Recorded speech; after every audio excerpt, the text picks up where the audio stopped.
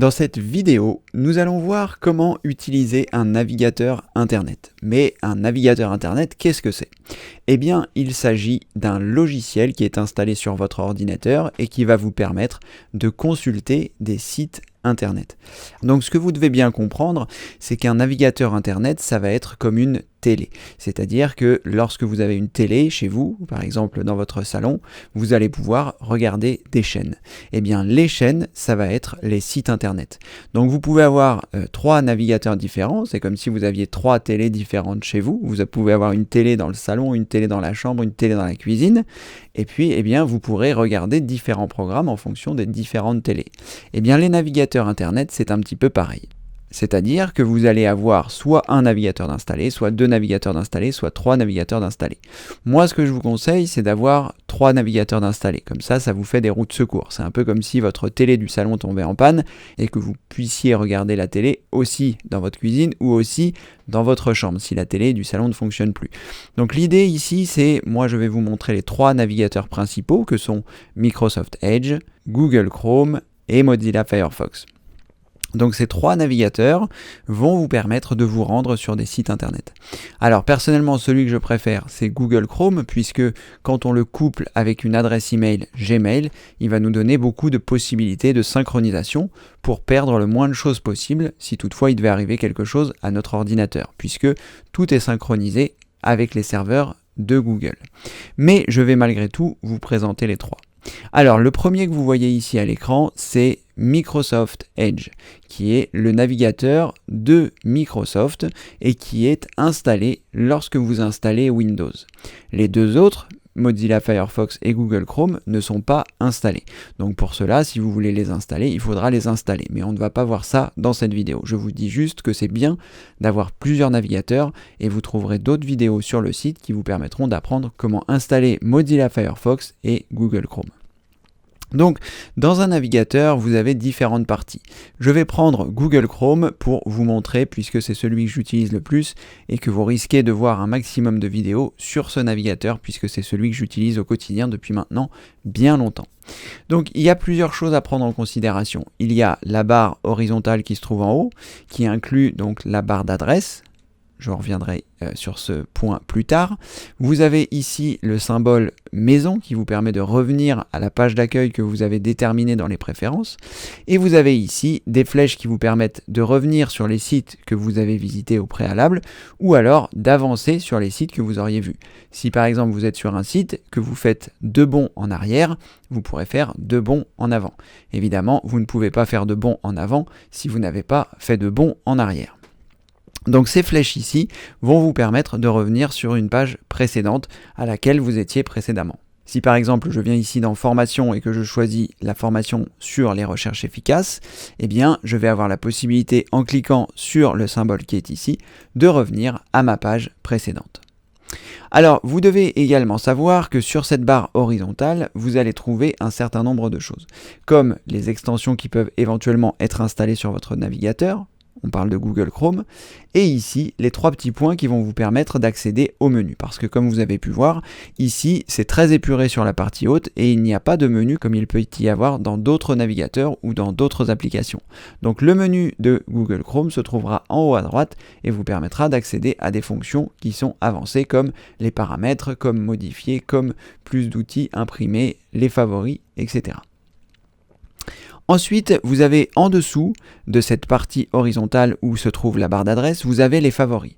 Alors il se peut que les favoris ne soient pas présents puisqu'ils ne sont pas forcément présents lorsque vous installez Google Chrome. Dans ce cas-là, il faudra les activer en vous rendant dans les trois petits points qui se trouvent ici, en choisissant paramètres. Et lorsque vous êtes dans les paramètres, il faudra choisir ici afficher la barre des favoris et il faudra que cette puce soit cochée. Si je clique ici, vous voyez, ça fait disparaître ma barre des favoris. Et si je reclique ici, eh bien, ça la fait à nouveau réapparaître. Donc c'est très important que vous puissiez ici activer la barre des favoris, afficher la barre des favoris, parce que eh bien, vous allez vous en servir énormément dans votre vie informatique. D'ailleurs, vous trouverez dans cette formation un petit peu plus bas, ici, une vidéo qui vous explique comment organiser vos favoris, marque-page ou signés qui ont donc des noms différents en fonction du navigateur que vous utilisez. Mais les favoris, donc c'est ce qui se trouve ici dans la barre horizontale et qui peut également se trouver ailleurs, mais je vous explique pourquoi il est important de les avoir ici dans cette barre horizontale. Donc la partie favoris, c'est vraiment quelque chose de très important et je vais vous montrer comment est-ce que l'on met un site en favoris. Alors pour mettre un site en favori, vous devez vous rendre sur l'adresse de ce site. Donc vous avez plusieurs solutions pour vous rendre sur l'adresse. Soit vous connaissez déjà l'adresse du site, et auquel cas il vous suffit simplement de cliquer dans la barre d'adresse et de la saisir. Par exemple si je tape www.tf1.fr et que j'appuie sur la touche entrée, comme c'est l'adresse du site tf1.fr, eh bien je me retrouve ici sur la page de TF1. Et donc cette page, je vais avoir la possibilité de la mettre en favori si toutefois j'ai envie de revenir sur cette page. Si c'est une page que je ne souhaite pas utiliser, je ne vais pas la mettre en favori évidemment, mais si c'est quelque chose sur laquelle je reviens souvent, par exemple le site formation informatique avec Cédric.fr, si vous suivez mes formations, eh bien c'est plus simple de le mettre en favori, ce qui vous permet de revenir très simplement sur le site plutôt que d'avoir à saisir l'adresse ou à la rechercher directement dans Google puisque c'est la seconde solution pour trouver un site internet. Donc la première solution, c'est vous connaissez déjà l'adresse, vous saisissez l'adresse dans la barre d'adresse, vous appuyez sur la touche entrée, vous arrivez sur le site et lorsque vous êtes sur le site que vous souhaitez mettre en favori, vous allez cliquer sur le symbole qui se trouve ici. Alors ici c'est un cadenas, mais en fonction de l'endroit où vous vous trouvez, ça peut être autre chose. Par exemple, si on revient sur mon site, vous voyez, j'ai utilisé la flèche pour revenir en arrière, eh bien ce n'est pas un cadenas, mais un i comme information. Et donc à partir de là, eh bien je vais cliquer sur le symbole qui se trouve donc le plus à gauche, et je vais rester appuyé, et je vais le glisser à l'endroit que je souhaite. Donc moi ici, il s'avère que j'ai des dossiers qui sont là, ce sont des dossiers de classement de favoris, parce que comme je vous l'ai expliqué, et que je vous l'expliquerai un petit peu plus tard dans cette formation, il est très important que ces favoris soient rangés, soient classés, parce que eh bien, quand vous allez en avoir 4, vous pourrez avoir les 4 directement en accès ici, mais quand vous allez commencer à en avoir un certain nombre, vous voyez ici, moi j'ai beaucoup de favoris qui sont classés pour que je puisse les retrouver plus facilement, eh bien, ce sera important d'avoir des dossiers. Mais vous verrez ça dans la vidéo sur le classement et l'organisation des favoris. Donc je clique ici, je reste appuyé et je vais le glisser à l'endroit que je souhaite, donc à l'endroit de la barre. Tant que je n'ai pas lâché, eh bien il va se mettre à la position indiquée. Vous voyez ici, il y a une barre verticale noire et si je lâche ma souris, mon clic gauche de souris, eh bien il va se positionner à l'endroit où était la barre noire. Vous voyez, il s'est positionné ici. Et donc, je retrouve bien mon favori ici, ce qui me permettra, eh bien, quel que soit l'endroit où je suis, lorsque je cliquerai ici, eh bien, j'arriverai sur ce favori-là. Donc, c'est très important que vous puissiez maîtriser les favoris. Ensuite, il y a une seconde notion qui sont les onglets. Dans un navigateur, vous avez différents onglets. C'est comme si vous aviez une télé dans la télé dans la télé. C'est-à-dire que vous allez avoir la possibilité, en faisant différents clics sur les onglets, d'avoir plusieurs sites internet lancés. Donc soit ça se fait automatiquement, par exemple ici, si vous cliquez sur ce lien, il va ouvrir automatiquement un nouvel onglet pour ne pas que vous perdiez la page. C'est moi qui ai déterminé ça, et donc quand je clique ici, vous voyez, ça ouvre un nouvel onglet et ça ouvre la fiche de suivi, ce qui vous permet eh bien, de la consulter, de l'imprimer, de l'enregistrer, et quand vous en avez fini, il vous suffit simplement de fermer l'onglet en cliquant ici sur la croix rouge et vous vous retrouvez avec votre site ici que vous n'aviez pas perdu. Donc je parlerai de cette technique dans la formation sur les piliers numéro 2, on reviendra là-dessus, mais sachez qu'il y a différents onglets et que vous n'êtes pas forcément limité sur le nombre d'onglets, vous pouvez très bien avoir beaucoup d'onglets ouverts, ce qui vous permet d'avoir plusieurs pages d'ouvertes. Donc si par exemple vous faites une revue de presse le matin et que vous allez regarder Le Monde, Le Figaro et les autres journaux qui existent, eh bien vous pouvez très bien avoir ça dans différents onglets et puis passer de l'un à l'autre comme ça pour faire votre revue de presse si vous le souhaitez. Sinon, évidemment, vous pouvez tout faire à partir d'un seul onglet, qui est l'onglet principal lorsque vous démarrez, mais ça, eh bien, c'est une autre histoire, ce sera un petit peu à vous de choisir. Mais sachez qu'il existe des onglets qui vous permettent, eh bien, lorsqu'ils sont ouverts, d'avoir différentes choses lorsque vous allez cliquer, de passer d'un site à un autre. C'est surtout pratique lorsque vous faites des recherches, c'est pour ça que je vous en reparlerai dans la formation sur les recherches efficaces à laquelle vous pouvez accéder dans la partie formation ici P2 recherche efficace. Voilà, Ensuite, le symbole qui est important, c'est celui-ci. C'est le symbole de la page d'accueil. Donc lorsque je vais cliquer ici, donc je vais ouvrir un nouvel onglet pour ne pas perdre le site internet sur lequel je suis. J'ouvre un nouvel onglet et à partir de là, je vais cliquer sur ouvrir la page d'accueil qui est donc cliquer sur la maison. Moi, ma page d'accueil, j'ai déterminé que c'était Google puisque c'est de cet endroit-là que je pars souvent. Donc c'est plus simple pour moi de cliquer ici. J'arrive sur Google et à partir de là, ça me permet de lancer une recherche puisque c'est le deuxième moyen de trouver un site internet. Tout à l'heure, je vous ai indiqué en cliquant dans la barre d'adresse, si toutefois, eh bien, vous connaissez l'adresse, vous pouvez vous y rendre, mais si vous ne la connaissez pas, eh bien, il va falloir rechercher. Et donc, pour rechercher, vous allez pouvoir utiliser, par exemple, Google, qui est un très bon moteur de recherche, et à partir de là, lorsque vous avez la barre qui se trouve ici, lorsque vous vous êtes rendu sur Google, vous pouvez cliquer et ensuite taper ce que vous souhaitez.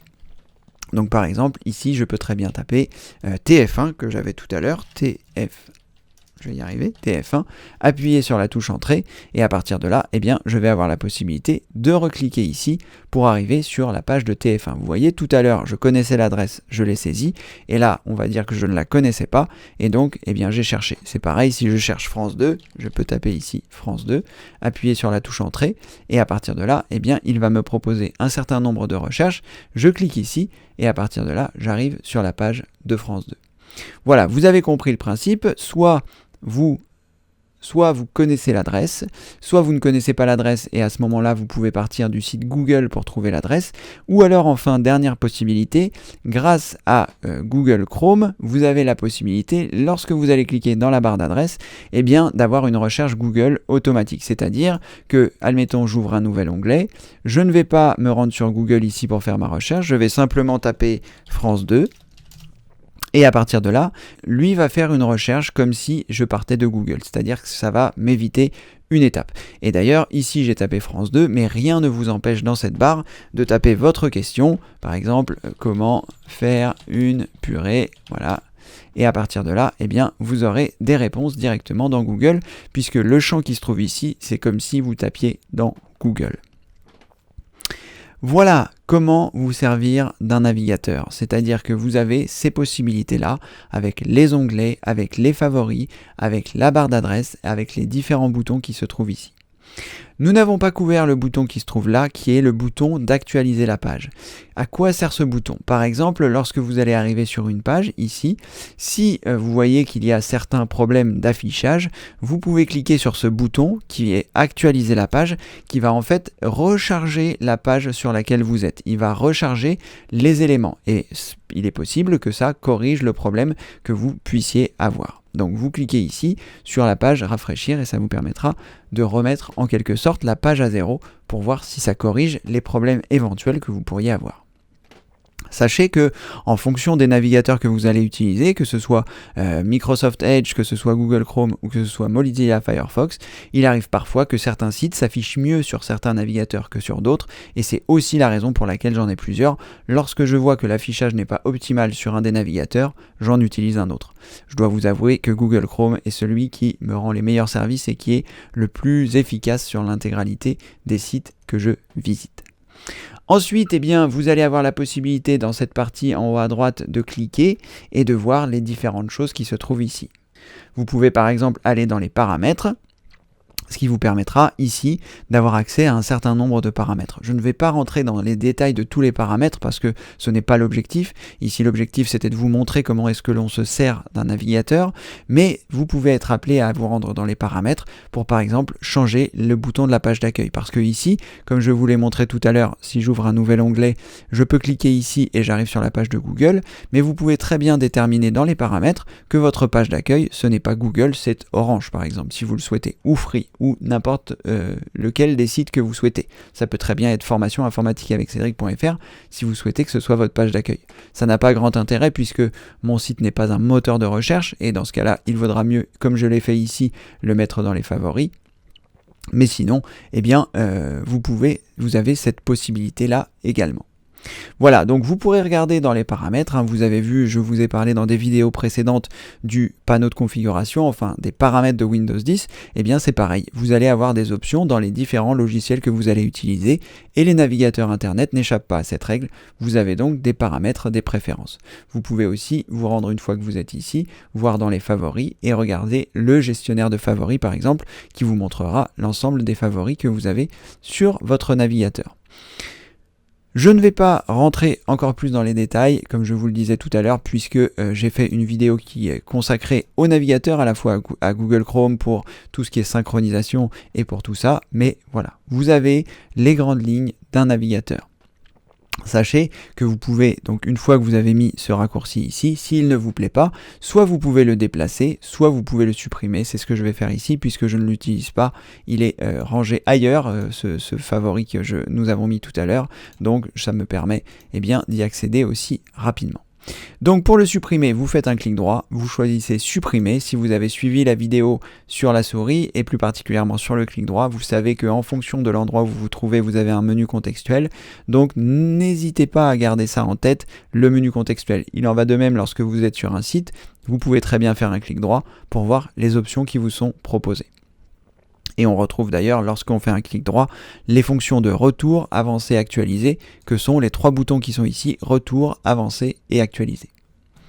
Voilà, je vais faire en sorte que cette vidéo ne soit pas trop longue. Vous avez compris le principe de la barre d'adresse, vous avez compris le principe des favoris, vous avez compris le principe des nouveaux onglets, le principe de la page d'accueil, d'actualiser et de naviguer. De toute façon, lorsque vous êtes sur Internet, ça se passe par lien, c'est-à-dire que lorsque vous allez survoler des choses, dès lors où vous allez avoir une petite main qui apparaît, vous voyez ma souris ici est comme ceci, et lorsque je survole un lien, c'est-à-dire un lien c'est quelque chose qui va m'emmener ailleurs soit sur le site, soit sur un autre site. Par exemple ici, si vous cliquez sur 5 conseils essentiels si vous débutez en informatique, normalement vous avez déjà pratiqué tout ça puisque vous avez suivi les vidéos précédentes, mais lorsque vous cliquez ici, vous voyez, moi j'ai fait en sorte que ça ouvre un nouvel onglet et que vous arriviez sur la vidéo.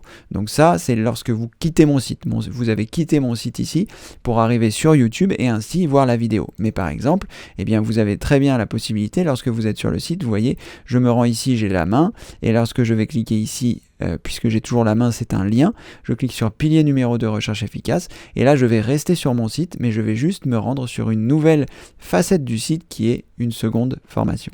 Voilà.